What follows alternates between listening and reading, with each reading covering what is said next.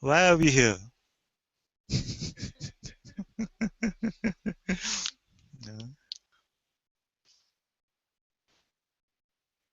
This has been the hottest year in Bangalore that I can remember. I've been here almost 20 years. And yet some of you are away from your cold, nice and cool environments and you're here in this heat of Bangalore. And mostly with this air conditioning also not working well. Why are we here?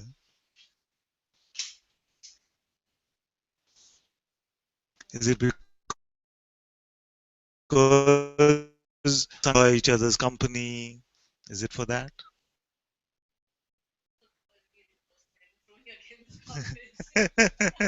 So garbage disposal services.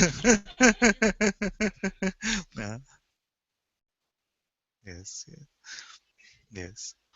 Truly, why are we here? To discover who we are. Isn't it at least a little ironical that we come here to find out who we are? I go there to find out who I am. You see? But I must already be here, even to find out who I am.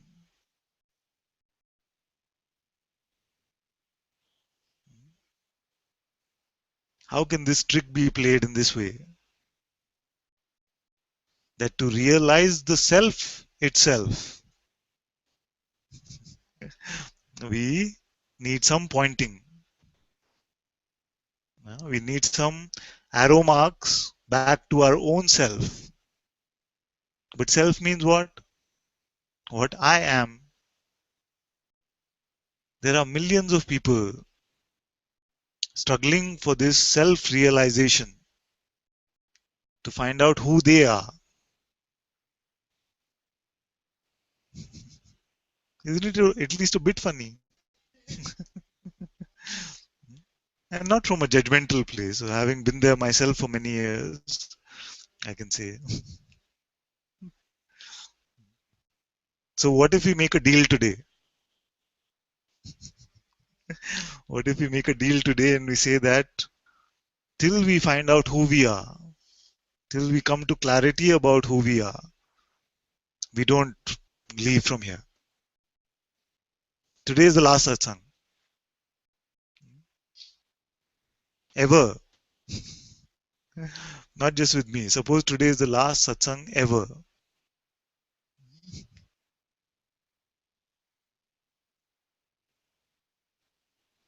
Because one of the mind's most primal tricks is to convince you that you are not there yet.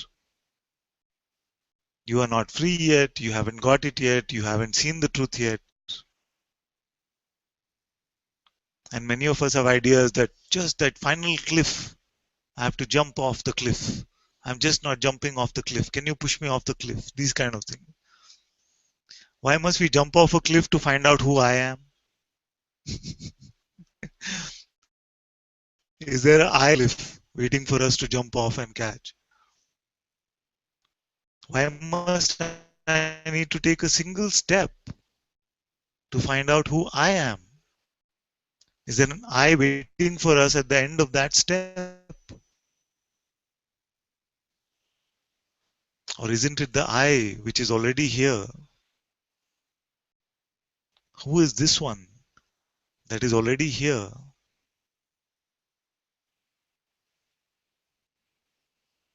Who is truly here? Can we promise to look at that today?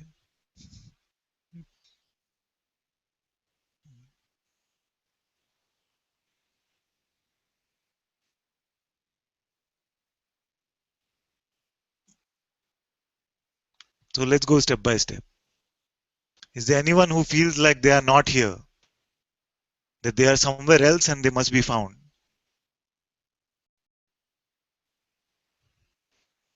She feels. You feel you are not here and you must be found somewhere else. Yes, it's okay to say. Huh? You're only there and you're not here. Then who's here?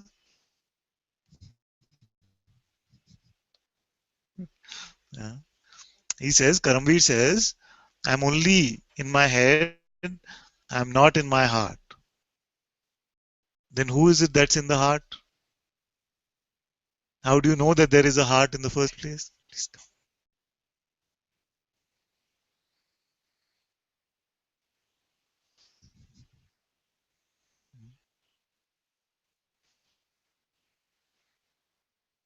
And you say, I'm only here and I'm not here. Are you implying that you are your attention? It means that my attention is always in my mind. Therefore, I am only in my mind. Is that what it means?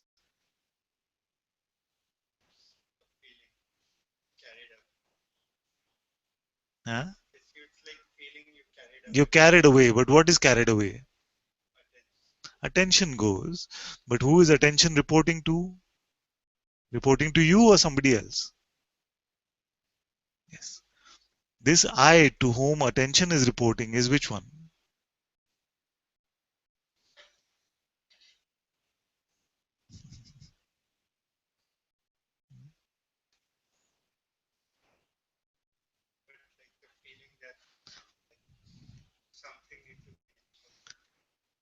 The feeling is there.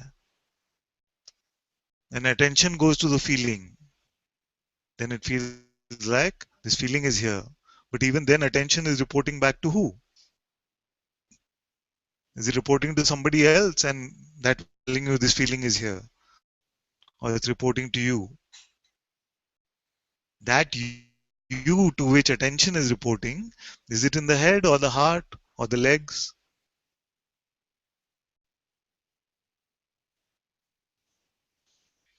Does it have a location?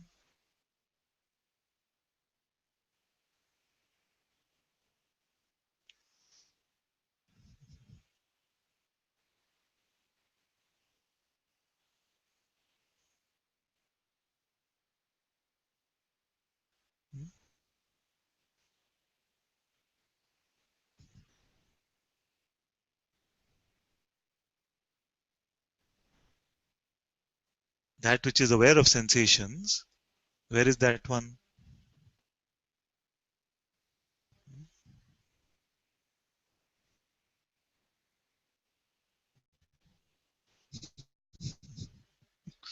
I hope none of you are meditating. Can be a distraction when you're in satsang. Because we are looking together, and just when we come to this point where we are finding out, where am I? Something says, this is so peaceful, I should meditate. And some mantra might start or something. At one point, even that is a distraction. We are looking together, no? See for yourself who you are. Yeah? So don't waste time meditating right now. She's like, who says this kind of stuff?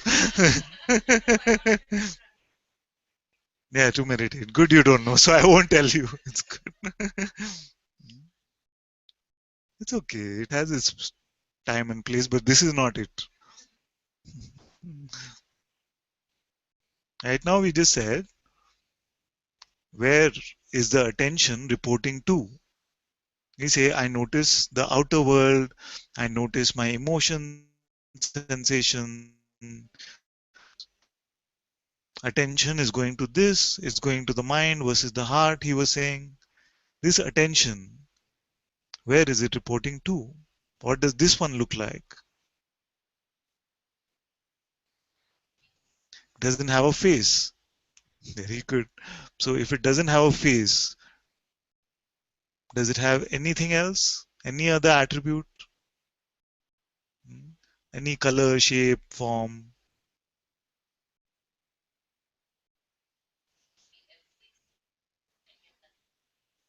Seems to be everything and yet nothing. And is it separate from you? Hmm? Is there anywhere where this is and you are not?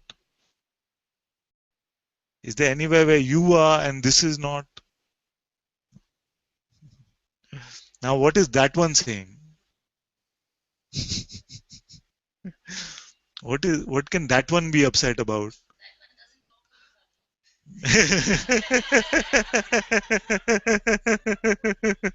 Uh, you wish it did. Yes. You already said not separate from I. He says that that one doesn't talk only, Father. That one is always just peaceful and relaxed. So no drama at all. How boring is that? Say that it is not separate from I. So this is your direct seeing. Now, the one who is not like this, who's upset and involved with the things of the world, who is that one?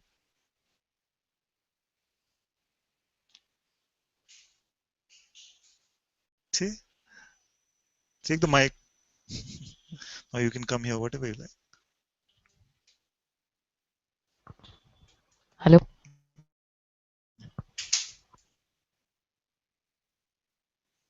No, this is okay. Speak something. Let's see if they can hear. Hello. You can hear? Yeah, they can hear. Yeah. So it seems, Father, what was your question? This one, you say that this one, which is always here, is everything and nothing together. I find no separation between itself and I. I am everywhere. It is everywhere. I am. This one is always too calm, too relaxed, has no story, is not concerned about anything. Okay. Now, who's the one who is concerned about all this?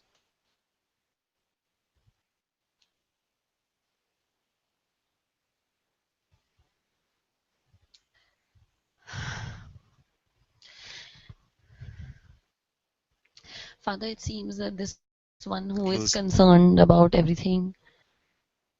Yesterday, there was this, when I was coming for satsang, there was this seeing from this place of awareness. There was lots of grief while coming for satsang, and then there was this seeing, the grief, and it was a very subtle kind of feeling that even that consciousness is enjoying even that Yeah. grief, Yeah. and that one is not me, it's just me, it's just playing, Yeah. like you say. So, is there another one? No, but there's this big one who's pretending to be this small one. There's just one, Yes. there's just the awareness that's pretending in different forms to Yes. play, it seems. So, can something really upset you in reality? Father, but no, in reality you always say that, but when the attention goes and the belief and all that happens, then obviously they're suffering, Father.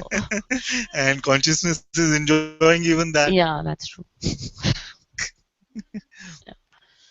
Just like going for one of these tragic movies. You see. That's true, Father. It feels like there is a subtle, it's like a palpable enjoyment that I felt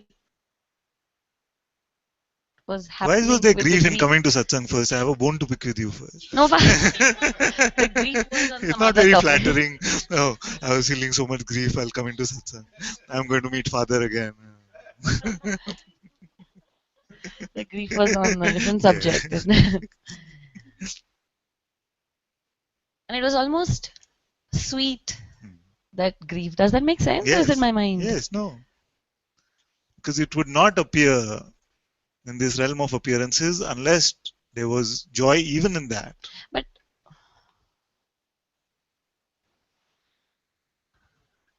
But in a sense, then it's an addiction also, that grief, right? It's called Yeah. it's It could be an addiction if you could be a person. But for God, nothing can really be an addiction.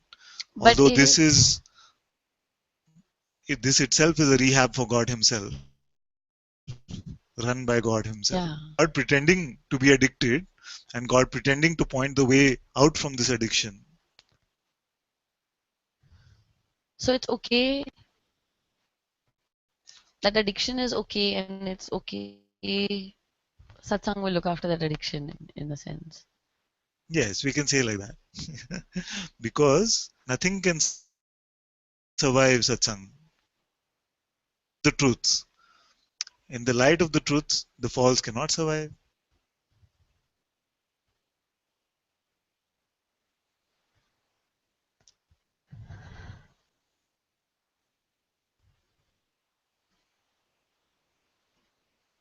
Okay?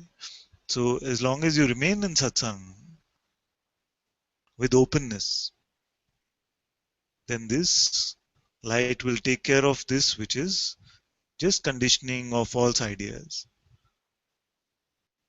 You find many times that when you come to the realization that there is nothing in satsang for me personally,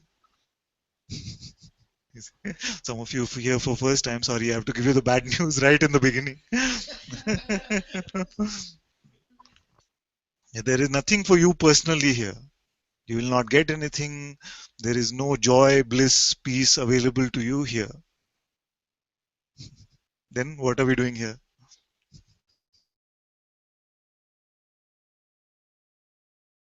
Available, you see. There's only a mirror here.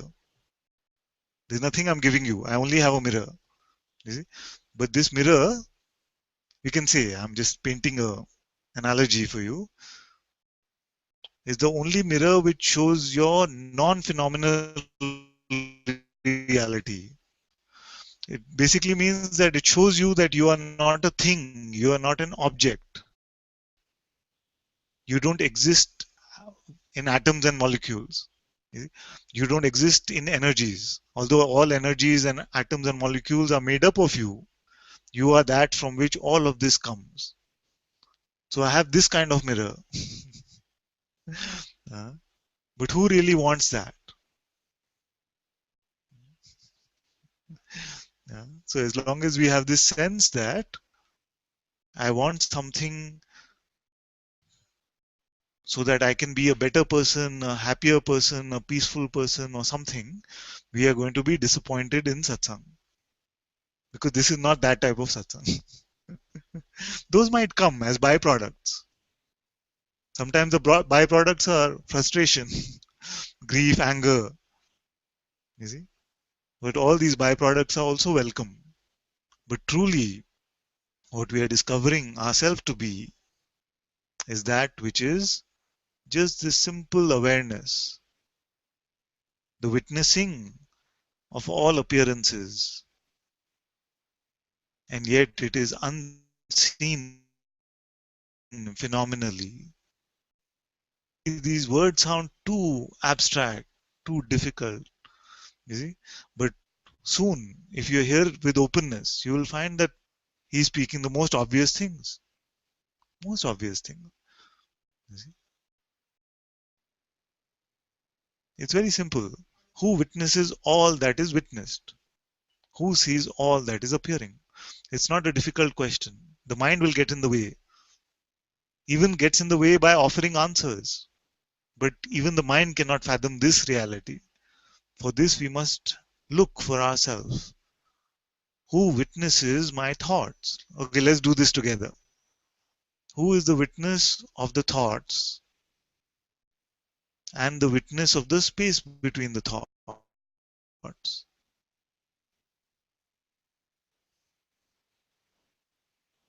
Is that also coming and going? Or it is the unmoving, unchanging witness which watches the movement of these thoughts?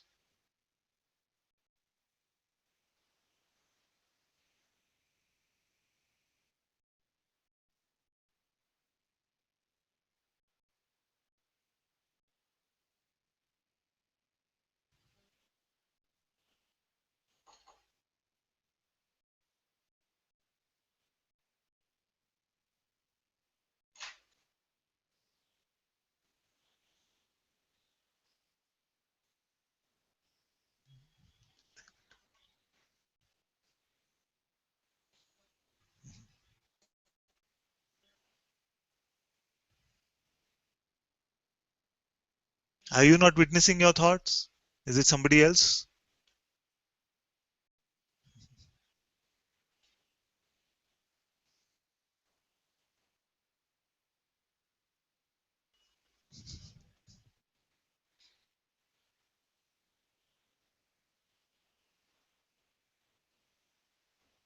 Let's make this a workshop instead of a theory class.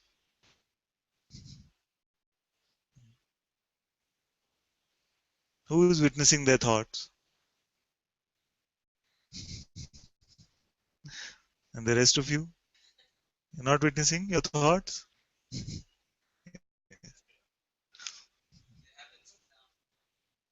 Effort. Yes.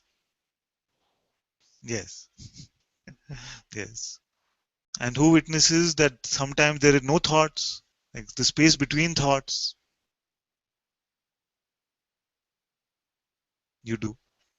What does this I, who is the witness of thoughts and the space between thoughts, what does this one look like? You know it is you. You already know it is you. It is only you, actually. The one sitting next to you is not the witness of your thoughts. This is thoughts. What does this one look like?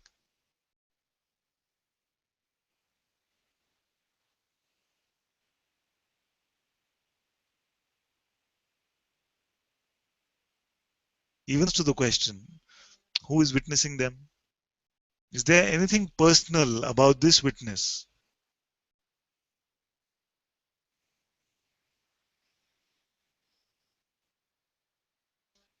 Does it have desires or needs? No. Does it have guilt, frustration, pride, regret, remorse? Any of this stuff?